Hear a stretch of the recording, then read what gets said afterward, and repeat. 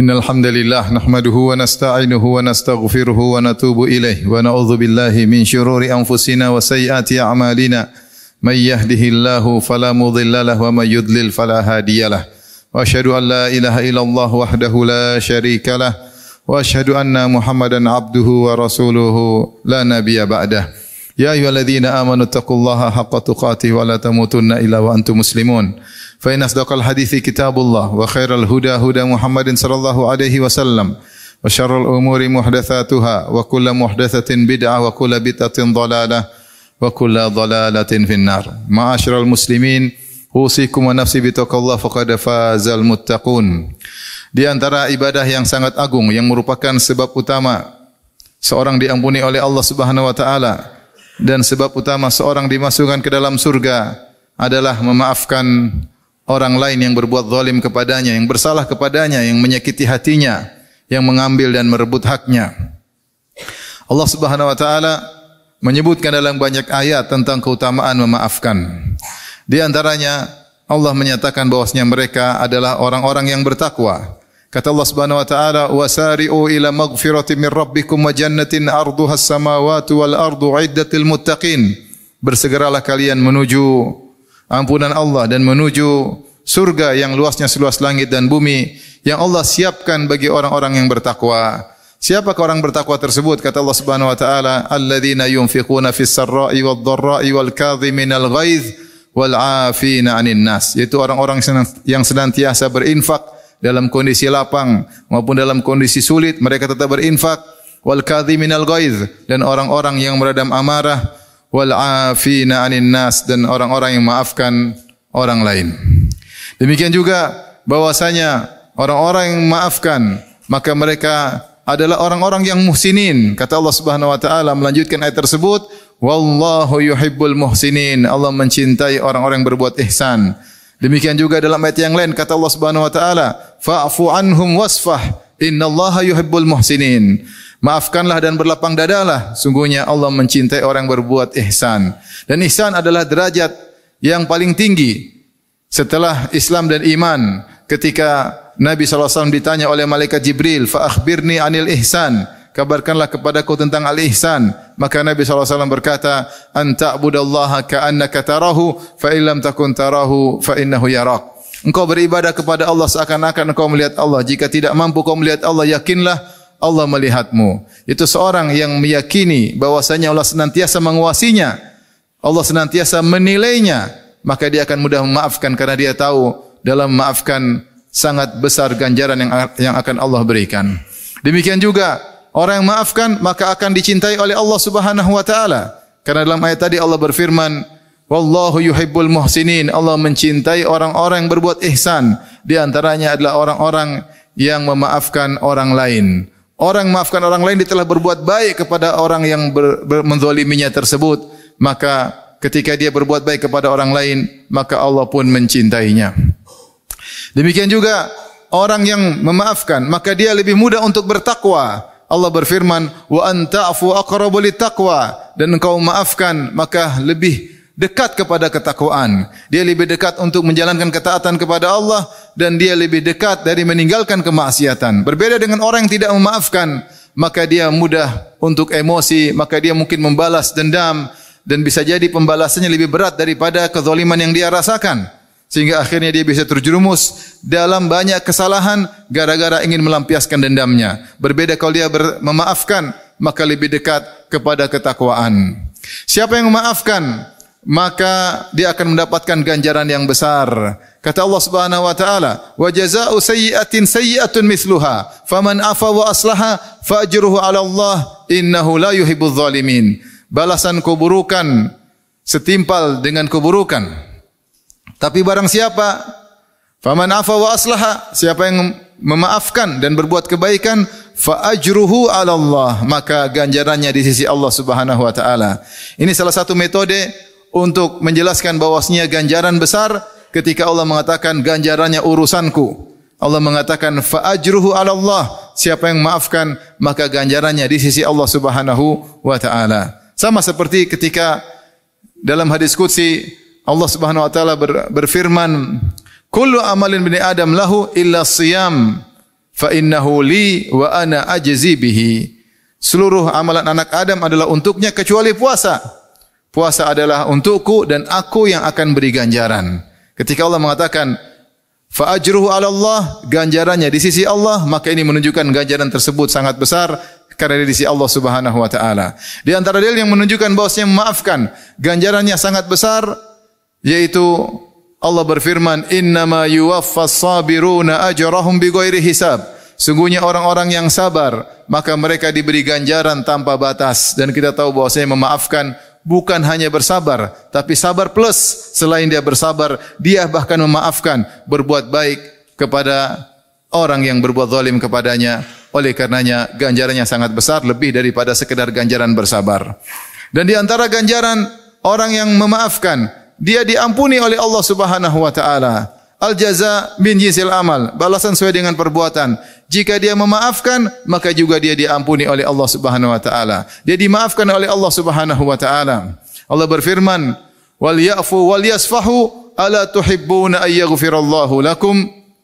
Hendaklah mereka berlapang dada dan hendaklah mereka memaafkan.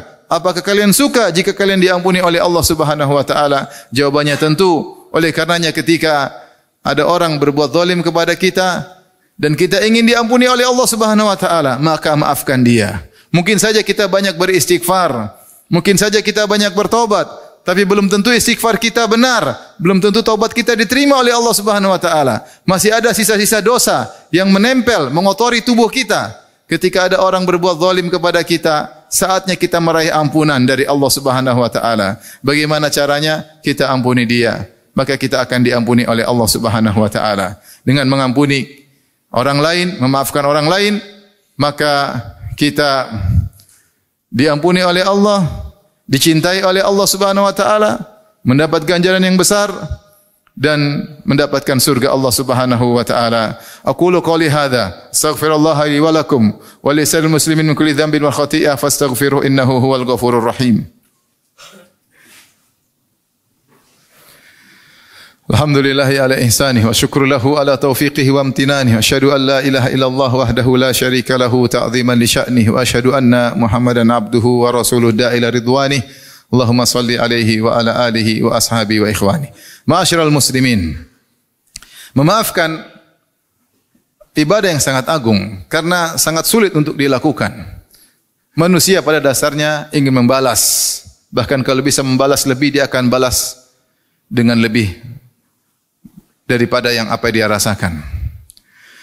Kemudian memaafkan ini hanya bisa kita kerjakan ketika kita dizalimi oleh orang. Ibadah yang hanya bisa dikerjakan ketika kita dizalimi oleh orang lain. Dan lebih berat lagi ketika orang berbuat kesalahan kepada kita adalah orang selama ini kita baikin. Oleh karena Allah Subhanahu wa taala menyebutkan dua ayat dalam Al-Qur'an tentang sikap memaafkan kepada orang yang bersalah kepada kita padahal orang tersebut sangat kita harapkan kebaikannya. Di antaranya kepada anak istri. Allah Subhanahu wa taala berfirman, "Ya ayyuhalladzina amanu, inna min azwajikum wa auladikum aduwwan lakum fahdharuhum wa in ta'fu wa tasfahu wa taghfiru fa innallaha ghafurur rahim." Wahai orang-orang yang beriman, sungguhnya di antara istri kalian dan di antara anak kalian ada yang menjadi musuh bagi kalian. Fahdharuhum, maka waspadalah kepada mereka, waspadalah terhadap mereka. Yaitu ada istri yang mengajak suaminya untuk bermaksiat atau mengajari suaminya untuk memutuskan silaturahmi. Demikian juga ada anak yang demikian karena saking cintanya seorang kepada anaknya sehingga dia jauh dari Allah, sehingga dia terpaksa melakukan kemaksiatan. Allah berkata, "Fahdharuhum", waspadalah terhadap istri dan anak model begini. Tetapi apakah Allah suruh kemudian sang suami murka kepada mereka, ya, menghajar mereka? Ya, tidak. Justru Allah menyuruh untuk memaafkan. Kata Allah Subhanahu wa taala, "Wa in ta'fu wa tasfahu wa taghfiru fa innallaha ghafurur rahim." Jika kalian memaafkan, ya, dan kalian mengampuni dan kalian berlapang dada, sungguhnya Allah Maha Pengampun lagi Maha Penyayang. Ya, sungguh tentunya berat ketika kesalahan muncul dari istri maupun dari anak. Orang yang selama ini kita baikin, ternyata mereka berbuat kesalahan.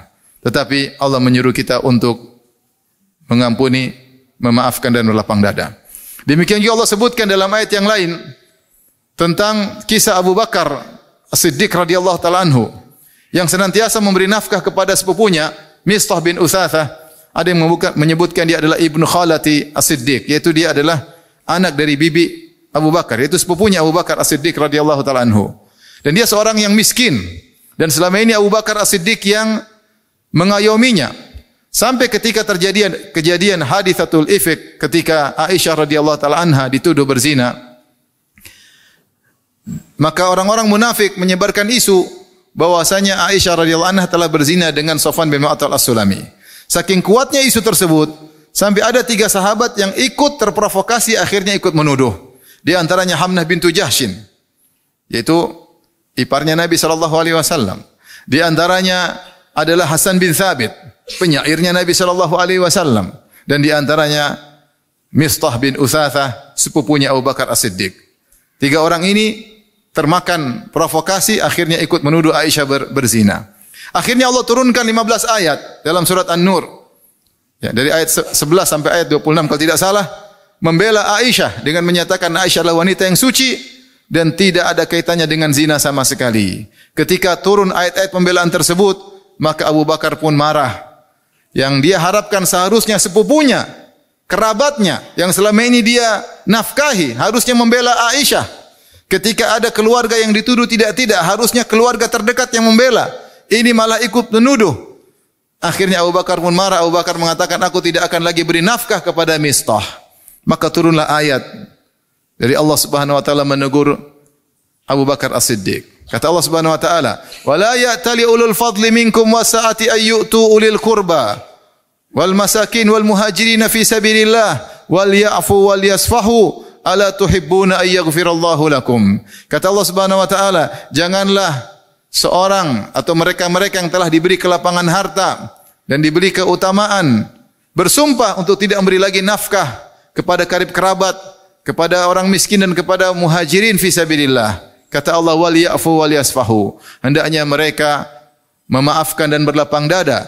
Ala tuhibbuna ay yaghfirallahu lakum. Tidakkah kalian ingin diampuni oleh Allah?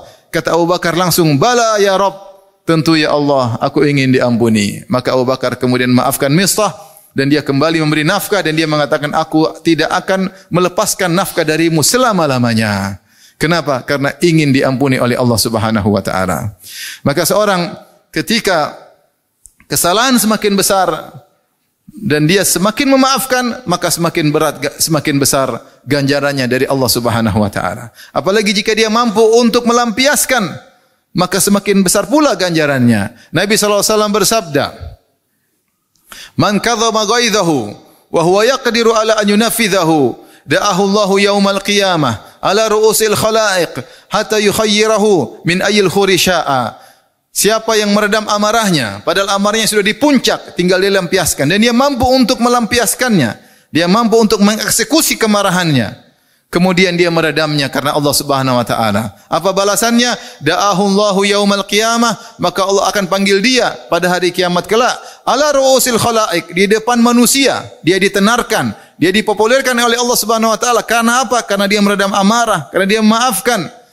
Hatta yukhayyirahu min ayil huri syaa, sampai Allah suruh dia pilih bidadari mana yang dia sukai. Sungguh ganjaran yang agung di padang mahsyar dan di akhirat di surga kelak. Dan ingat, di antara sifat Allah Subhanahu wa taala adalah memaafkan. Kata Allah Subhanahu wa taala,